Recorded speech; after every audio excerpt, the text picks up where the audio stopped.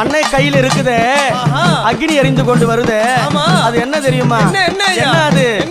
5 கண்டர்கள் சிரத்தை அறுத்து கபாலத்தை உண்டு செய்து அந்த பிரம்ம கபாலத்தை எங்க அம்மா கையில வச்சு இருக்கிறாளே அந்த கபாலத்தை பாரு.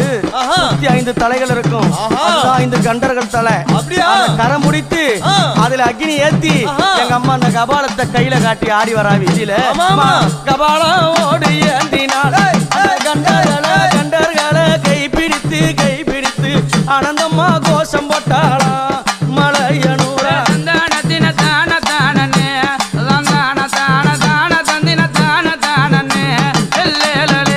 சத்தபினம் வாய் கடித்தாளா